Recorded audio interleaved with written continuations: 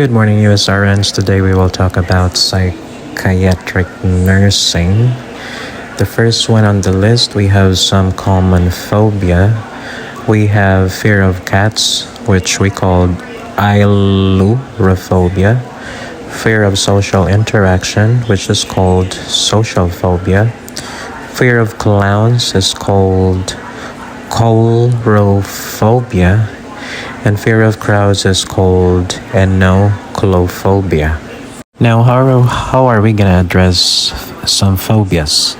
We have what we call the cognitive behavioral psychotherapy, or the CBT, which is the treatment that combines cognitive psychotherapy and behavioral psychotherapy, recommended at first-line treatment approach for specific phobias.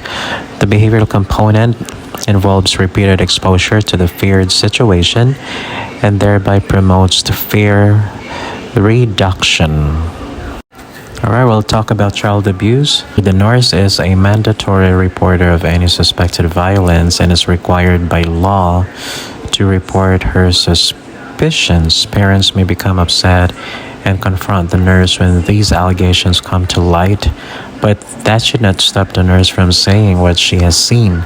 The nurse should remain calm when the parent confronts her, and she should state that she is required to report any suspected violence. Okay, next one is altruism. Altruism is generally a positive defense mechanism that, when utilized appropriately, causes an individual to feel caring and concerned for others and act for the well-being of others. Altruism. Let's talk about paranoia. When taking care of a patient with paranoia, the nurse should include in the client's plan of care, which are the following: maintain consistent caregivers and involve the client in decision making. Activities should be structured and non-competitive, and competition may enable hostility and decrease a client's self-esteem. So we should not allow our patients with paranoia to be in a competitive kind of activity. And central to caring for a client experiencing paranoia is having a therapeutic relationship without a touch. Touch may be misinterpreted and should not be used. The same may be said for direct eye contact. Direct eye contact may raise an individual's suspicion. The plan of care should always be structured and verbalized to the client. This reinforces a trusting relationship. While group therapy may be helpful, this should be done gradually and not right away. Individuals with paranoia may initially resist socialization. So again, if the patient is having some paranoia, the best approach would be to maintain a consistent caregiver and involve the client in the decision making. Alright, next one, we have a patient who is having some paranoid schizophrenia, and this patient is yelling and blocking the television. The other clients or psychiatric clients in the room around the yelling client are now becoming agitated. The most appropriate action for the nurse would be to approach the client who was causing the disruption. Approach him calmly while accompanied by two other members or staff members. We'll talk about social support. Which of the following are type of social support? Number one, we have an emotional social support. Number two, an informational social support. The third one is an instrumental social support. And the fourth one is an appraisal social support. Next one, which statement about behavior management is accurate? The answer is Skinner's theory scientifically support behavior management techniques and procedure. According to Skinner's theory, change in behavior results from an individual response to the specific events or stimuli which occur in their respective environment. According to Skinner's research, everything we do and are shaped by our experience of punishment and reward. Skinner's theory. Alright, we'll move to the next one. We have a patient who has undergone electroconvulsive therapy or ECT for severe depression. Which of the following nursing intervention is appropriate following the treatment? The first one is that we need to reorient the patient frequently. And the second one is that we need to remain with the patient at all times. And right after the procedure, the patient should be on their side, not in a supine position, not on a 30 degrees angle bed, because those are going to bring patient to risk for aspiration. It is not necessary for this patient to be on bed rest for 12 to 24 hours. After they are awake and reoriented, promoting activity and returning them to their routine is best. After electroconvulsive treatment or ECT, the client should not be encouraged to ambulate immediately due to potential dizziness and weakness. Instead, they should rest and be closely monitored until they fully recover from the anesthesia. Alright, let's move on. We will talk about defense mechanism. The nurse is performing an admission assessment on a client admitted to the behavioral health unit. The client is reporting new onset of blindness after witnessing a traumatic motor vehicle accident. The nurse suspects that the client is using a defense mechanism called conversion. Converting anxiety into physical symptoms with no organic cause best explains this defense mechanism, wherein the client is experiencing some blindness after witnessing a vehicular accident on the road. Conversion is a pathological defense that may manifest as a disorder if it continues to recur. The client was traumatized by the accident and converted his anxiety into a physical symptom. The other defense mechanism, we have repression, denial, projection, displacement, regression, and sublimation. For our next one, we have amphetamine toxicity. The nurse in the emergency department is caring for a client experiencing agitation, anxiety, and hypertension. Again, patient is having agitation, anxiety, and hypertension. On assessment, the client has mydriasis and diaphoresis. The nurse suspects that the client may be intoxicated with which substance? The answer would be amphetamines. Fever, mydriasis, agitation, paranoia, hypertension, and tachycardia are all manifestations of amphetamine toxicities or intoxication. Substances producing this type of intoxication includes amphetamines, methamphetamines, cocaine, central nervous stimulant.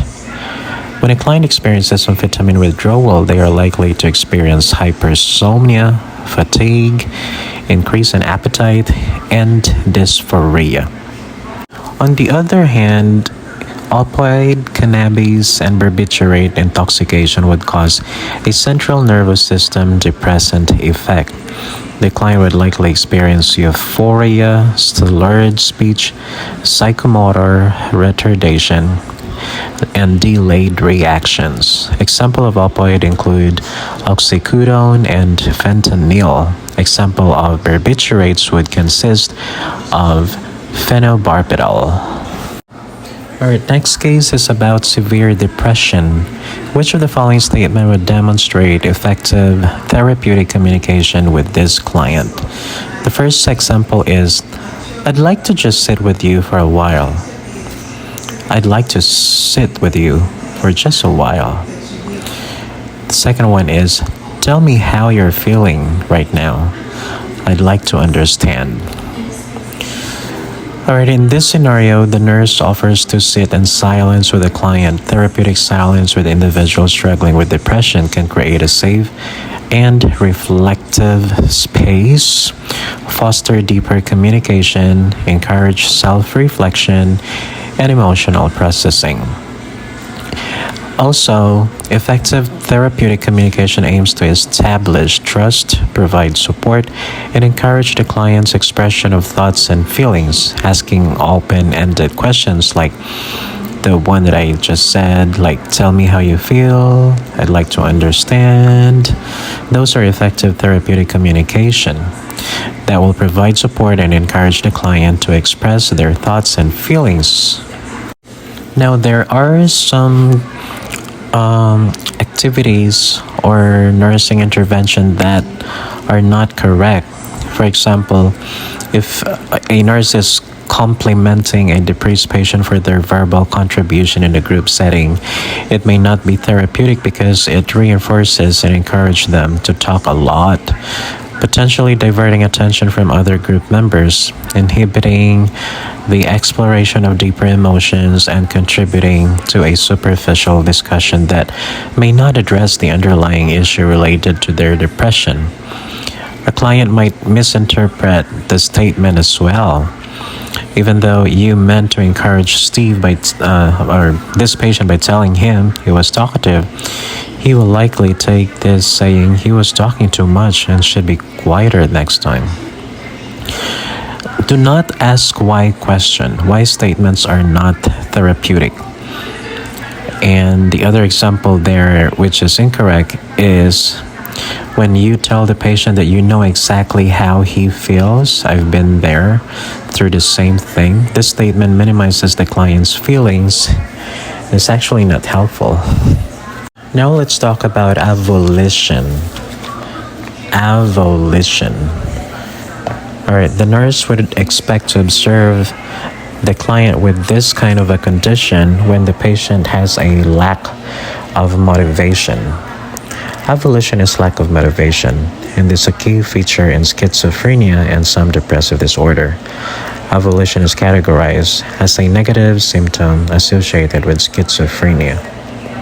Now, the other choices on the question is loss of balance, full range of affect, and diminished expression. Those are not findings associated with avolition. Loss of balance would be a problem associated with proprioception. A diminished expression would be consistent with schizophrenia and other psychiatric disorder, but not avolition.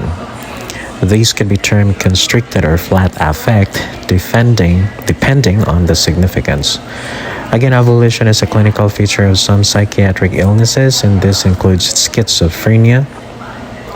This negative symptom may significantly impact a client's socioeconomic status, as maintaining employment and social relationship may become difficult. The nurse should maintain the client's activities of daily living and encourage them to participate in social activities. The next one is about personal engagement with the patient. A patient admitted and was in a healthcare facility who thinks he has a problem with drinking too much alcohol. The nurse talks with the patient about substance abuse and the adverse effects of alcoholism, which describes how personal engagement with a patient is an active method of change. Active method of change. It is when the patient will more likely desire change after connecting with another person. Feeling connected to another person gives a sense of belonging and acceptance. The patient will be more likely to change after joining with another person. Change is necessary when a patient is exhibiting behaviors that are harmful to himself or others. Change can be implemented in many ways, but personal engagement or talking, working with, and spending time with another person can be useful in getting this message across about the high-risk behavior. With personal engagement, the patient is more likely to desire change because he feels a connection with another person. When the nurse is assessing client who has a borderline personality disorder or BPD, which of the following would be an expected finding? Number 1, self-mutilating behaviors. Number 2, impulsivity. Borderline personality disorder or BPD is a common personality disorder that features extreme emotional liability, impulsivity, self-mutilative behaviors, and manipulative mannerism. Next one, which of the following findings would lead you to suspect a non-accidental trauma in your 1-year-old burn victim patient? The answers are scalding on anterior trunk, again scalding on the anterior trunk, and the other one is same thickness of skin damage throughout the burn, again same thickness of skin damage throughout the burn. The other choices that are incorrect in these questions are circumferential burns on the feet and burns to the soles of the feet. So if you're suspecting child abuse, the answers to that were scalding on the anterior trunk and same thickness of skin damage throughout the burn. Alright, we'll talk about robust coping mechanism. The home care nurse is assessing a client whose husband just passed away nearly half a year ago. Now, which of the following is an example of a robust coping mechanism? Number 1, looking at photographs of the client's husband. Number 2, getting together with friends more frequently than before. The third one is expressing a strong desire to visit their husband's grave every few weeks. Now, if the patient is having difficulty eating, that is not a robust coping mechanism. Alright, let's move on. We will talk about post-traumatic stress disorder. This is most effectively treated with group therapy. Therapy modalities such as cognitive behavior therapy and therapy performed by individuals skilled in traumas are strongly recommended. Example of these patients are those with post-traumatic stress disorder who are having difficulties sleeping because of night terrors. Alright, we'll talk about abuse or neglect. This situation says the nurse in the emergency department is triaging a client with multiple burns and bruises to the upper and lower extremities. The client states that her spouse gave her these injuries during an argument. The nurse should take which initial action? The answer is to assess and treat the injuries. The initial concern for the client is her physical stability. The nurse should always put physical needs first. In this case, the nurse should initially assess and treat the wounds. By addressing the client's bodily injuries, the nurse can move on to keep the client safe by providing reassurance, establishing a therapeutic rapport, and reporting the alleged domestic violence incident to authorities. Next one is communication technique. Select the therapeutic communication technique that is paired with an accurate example of communication technique. Seeking clarification like, I am sorry, could you restate that thought so I can clarify what you are saying? This is an example of therapeutic communication technique of seeking clarification. Seeking clarification aims to ensure that the receiver of the message is precise and clear about the meaning. Alright, next one we will talk about is ECT or electroconvulsive therapy. A nurse is caring for a client who will undergo electroconvulsive therapy for the first time. The client's spouse asked the nurse about visiting the client on ECT treatment and expresses concern regarding what to expect after the initial treatment. The nurse's response would be, yes, you may visit after each session. However, clients may have temporary drowsiness, confusion, and memory loss. ECT involves the electrical induction of seizure. Under controlled condition, the mechanism of action for ECT is uncertain, but the production of seizure activity appears to be integral to its antidepressant effects.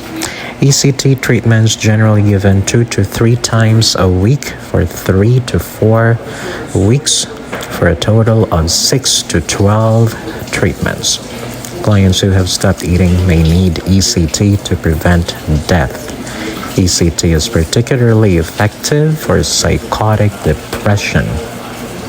Relapse after ECT is common, and drug therapy is often maintained after ECT is stopped. Alright, now we will talk about GAD, or Generalized Anxiety Disorder. A client diagnosed with an anxiety disorder arrives at a BC local mental health clinic. Due to the significant number of individuals moving throughout the clinic, the client unexpectedly suffers an acute anxiety attack. Which nursing intervention would be the most appropriate for the clinic nurse to initiate initially? The answer would be to accompany the client to a vacant room to let the client rest. To accompany the client to a vacant room to let the client rest before you do any interventions like taking patient's vital signs, administering tablet of alprazolam, talking to the client to explore their feelings. Situation: the nurse assists the client in developing goals while being hospitalized. The phase of the nurse-client relationship is best described as which of the following? The answer would be orientation phase. Orientation phase.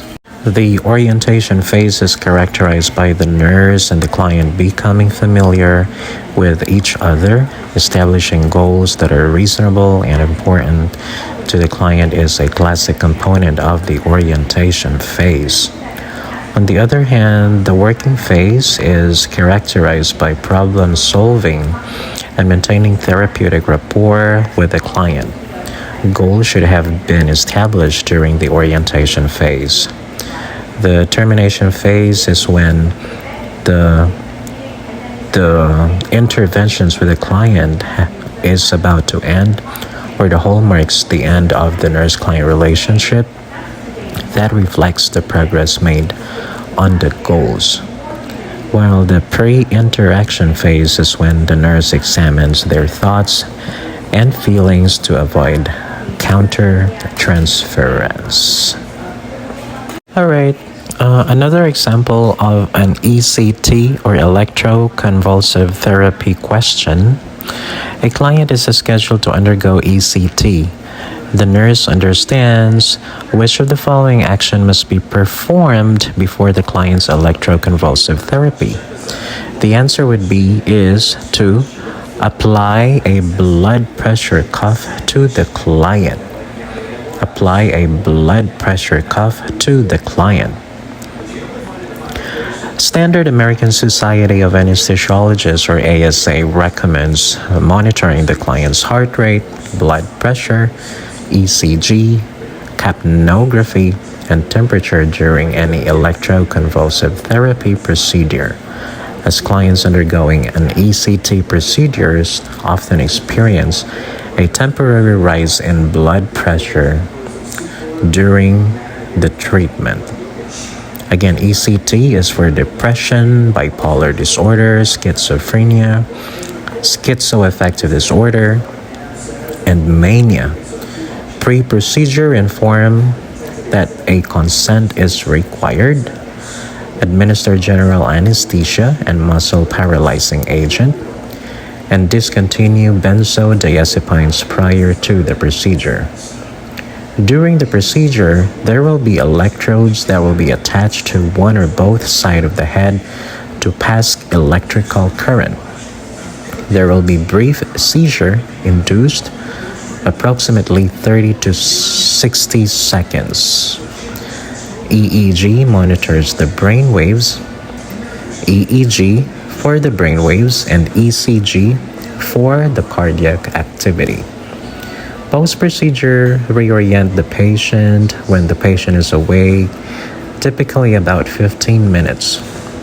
And someone else must drive this patient back home. For teaching, short-term memory loss is normal.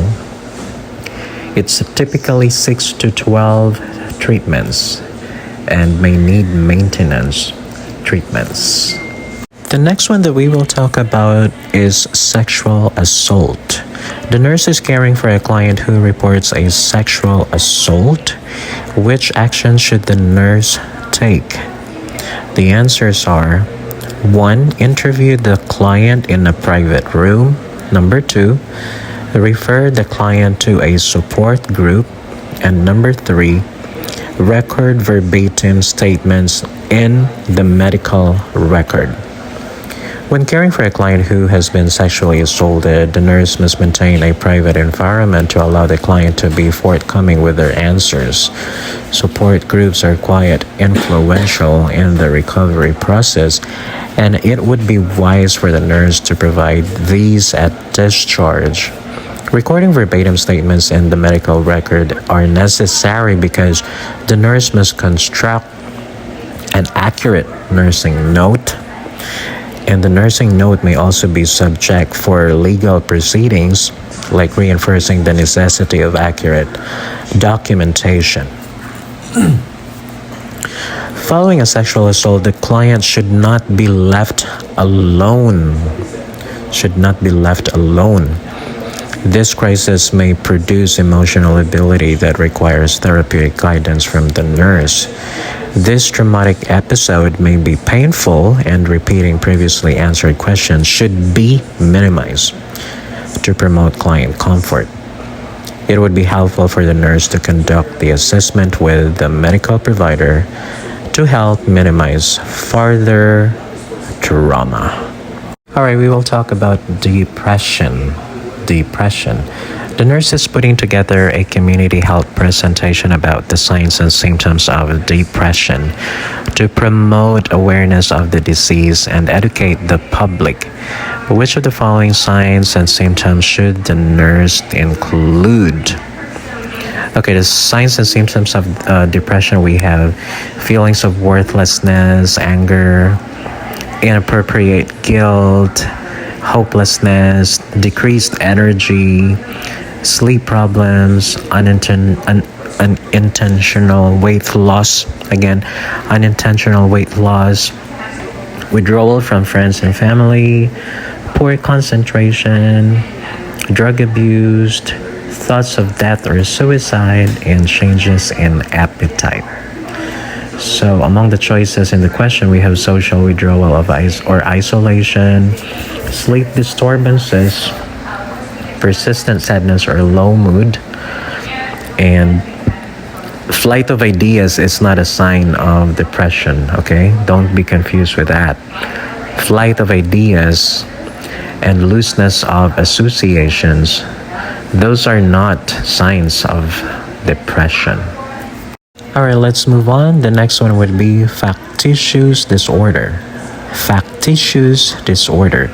The nurse is caring for a client who has a factitious disorder. The client reports chest pain. Which of the following actions should the nurse take? The nurse needs to notify the primary healthcare provider. The nurse needs to obtain a 12-lead electrocardiogram, and the nurse needs to assess patient's vital signs. Now, we also need to check on all symptoms, as this may be very reliable for our diagnosis and for the interventions that we need to give out to the patient. So never disregard any symptoms. And also, never provide reassurance that this is part of a disorder. Let's say patient is having chest pain. You should not tell the patient that your chest pain could be part of your blah blah blah, or this kind of a disease or disorder. Like, let's say you may be very anxious, that's why you're experiencing chest pain. Factitious disorder is characterized by an individual feigning their symptoms. The individual falsifies medical or psychiatric symptoms. This disorder may be imposed on themselves or others. Nursing care for a client with this disorder includes developing a therapeutic rapport with the patient, avoid confrontation or power struggles, focus on the patient's disorder, not the symptoms, and investigate any new physical symptoms appropriately without them dominating the conversation. Next one that we will talk about is Alzheimer's disease. The son of a client with early Alzheimer's disease states, "I'm so tired of hearing Dad talk about the past all of the time. What would be the best nurse's response?" The nurse should say, "He has lost his short-term memory but can still remember events from long ago." Family members can become very frustrated when clients with Alzheimer's disease lost short-term memory. The nurse should explain to the family members that it's the short-term memory that is declining and encourage the client to talk about things that he or she can remember. Okay, the next one is about panic attack. The emergency department nurse triages a client experiencing a panic attack. The client reports nausea, chest discomfort, and a feeling of impending doom. The nurse should plan to take which priority action based on the client's symptoms. The answer would be obtain a 12-lead electrocardiogram. When a client is experiencing panic attack, somatic symptoms such as hyperventilation, perspiration, chest discomfort, and nausea are likely to happen. However, the nurse should always prioritize the physical needs or reports such as chest pain. The nurse should obtain a 12-lead electrocardiogram, as this is an effective way to rule out acute coronary syndrome or ACS. ACS may cause similar symptoms such as a feeling of impending doom, and the nurse should intervene and obtain this necessary test. Remember Maslow's hierarchy. Maslow's hierarchy of needs can be an effective tool in solving this item. You may recognize that physical needs are at the bottom of the framework. That is because it would be ineffective to keep a client safe who is physically unstable. Thus, physical reports and needs should always come first. Okay, next one. The nurse is caring for a client who is receiving prescribed varenicline. Which of the following statements would indicate a therapeutic response if made by the client? The answer is when the client will say, "I am not smoking cigarettes anymore." A combination of medication and behavioral therapy works best for smoking cessation rather than either treatment alone. Most smoking cessation medication work by reducing nicotine withdrawal and craving. Medicines for smoking cessation includes nicotine replacement therapy or NRT, for example, varenicline and bupropion. Varenicline is a preferred option for most patients. Varenicline is administered as an oral pill. It works by relieving nicotine withdrawal symptoms and blocking the smoking-related reward feeling. For a patient taking varenicline, starting the medication 1 week before quitting cigarettes is recommended. The patient may continue the treatment for up to 12 weeks. Nicotine replacement therapy or NRT is available in various forms. We have patch, lozenges, gum, inhaler, and nasal spray. NRT may be prescribed as first-line choice based on the client's preference. Adverse effects include insomnia and vivid dreams. Bupropion is less effective compared to NRT or varenicline. However, it's a preferred choice of patient with depression because bupropion can work as an antidepressant at the same time. Additionally, the bupropion promotes weight loss and may be preferred for clients wishing to avoid weight gain following smoking cessation. Bupropion reduces the seizure threshold, and consequently, it is contraindicated in a patient with seizure disorder. Ongoing counseling should be pursued to enhance a patient's success at smoking cessation. Now we'll move to crisis. The nurse is teaching a group of students about the concept of a crisis. It would be appropriate for the nurse to state that a crisis can be triggered by external event such as a natural disaster. A crisis is a disturbance caused by a stressful event or threat. A crisis causes normal coping mechanism to fail, and a crisis may exacerbate concurrent medical and psychiatric disorder. A crisis triggered by an external event is an adventitious crisis. For example, natural disaster, mass shooting. These events may be little to no warning. A crisis causes a significant disturbance in homeostasis, which causes an individual's coping mechanism to fail.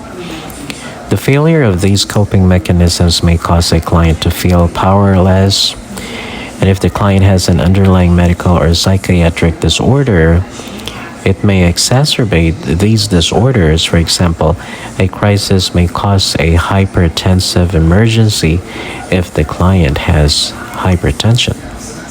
All right, next question. The nurse is reviewing eating disorder with a group of students. It would be correct for the nurse to identify that the primary difference between anorexia nervosa and bulimia is a client's body mass index or BMI. Clients with anorexia nervosa often present with a body mass index of equals to or less than 18.5, which is underweight. This is due to the severe caloric restriction anorexia nervosa clients implement on themselves. Conversely, the body weight of clients with bulimia nervosa tends to fluctuate around normal, periodically going above the range. Like the majority of bulimia nervosa clients have a BMI between 18.5 and 30. This higher BMI are due to the beginning or binging and purging of high caloric foods by clients with bulimia nervosa. Binging and purging are clinical features of both bulimia and anorexia nervosa. It cannot be used to determine the client's condition. Let's move on to the next one. The nurse is planning a staff development conference about hospice services. Which of the following information should the nurse include? The nurse should include that hospice services are services that may be offered in settings such as home and inpatient. Hospice services differs from palliative care in that hospice is prescribed for those with an illness with a prognosis of 6 months or less. Palliative care may be ongoing, and the goal of this type of care is symptom management for chronic illnesses. Common illnesses that receive palliative care include congestive heart failure and common dementia. Once these illnesses have become end stage, a hospice referral may be considered depending on the prognosis, if it is 6 months or less. Our next one, we will talk about borderline personality disorder. The nurse is planning care for a client with borderline personality disorder. The nurse recognizes that the client will likely demonstrate which defense mechanism We have splitting and projection. Severe impairment in functioning characterized borderline personality disorder. Its major features are marked instability, impulsivity, identity or self-image distortions, unstable mood, unstable interpersonal relationships are among of them.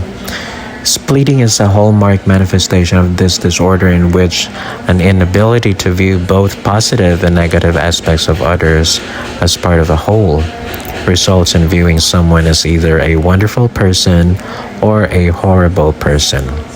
Projection is also a cardinal defense mechanism for this disorder in which an individual unconsciously rejects emotionally unacceptable features and attributes them to others. The next one that we have here is an NGN type of a question. We will talk about mania. In mania, the client is at greatest risk for self-harm. The client is demonstrating mania as an evidence of erratic driving and impairment of cognition and judgment. This client will need to be admitted because of the risk of self-harm. This self-harm is linked to his inability to make appropriate judgment, or the patient with mania is having impaired judgment. Now, do not be confused with hypomania and mania. Hypomania causes an individual to be euphoric and have an expansive affect and have a need for little sleep. A key difference is that hypomania typically lasts 4 days or less and does not impair an individual's life, whereas mania does cause an impairment of life. Additionally, mania may induce perceptual disturbances such as hallucination. This is not a feature found in hypomania. Mania may require temporary hospitalization because of the lack of judgment and insight. If the patient tends to be very talkative and still able to go to work, that is hypomania. If the patient's impairment in insight or judgment, that's already mania. If the symptoms are worsening that leads to work absenteeism, that's mania. And again, visual hallucination is mania. Alright, for our manic episode or for patients with mania, we have categories here. We have admission status. The potential order of the doctor for admitting the patient will be involuntary. The client's inability to make sound judgment makes him at risk for harm to himself and others. Thus, the client should be involuntarily admitted, as the criteria for this type of admission is if the client is in danger to themselves or others. For medication, most likely the patient will be prescribed with valproic acid. Valproic acid needs to be administered to the client because it's a mood stabilizer. The medication has the goal to break the client's mania. Do not get confused with valproic acid and haloperidol. Haloperidol would be inappropriate for people with mania because this is indicated for psychotic disorders such as schizophrenia. Now we have monitoring. We have to monitor the patient or enhance observation. Considering the client's volatile behavior, it is appropriate for the client to receive enhanced observation to minimize risk of self-harm. There is really no need to monitor patient for a seizure precaution in most cases. Alright, the nurse is preparing to administer a dose of valproic acid to this patient. The nurse should be prepared to monitor the the lab values while the client is taking this medication. Lab values like the complete blood count, liver function test, and valproic acid level. Valproic acid is a mood stabilizer and may cause blood dyscrasia such as thrombocytopenia. Thus, monitoring CBC is critical. VPA is hepatotoxic, so liver function tests should be observed. Arterial blood gas and urine electrolytes are unnecessary. Again, arterial blood gas and urine electrolytes are no longer necessary. VPAs does not influence urine electrolytes and would not cause any marked abnormalities.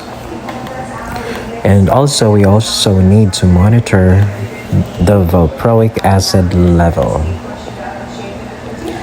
The nurse is providing discharge education regarding prescribed valproic acid, which statement, if maybe the client requires follow-up, when the patient will say, "It is okay for me to skip a dose of my medication if I get nauseated." No. Even if you're experiencing some nausea, the patient should still not discontinue taking valproic acid.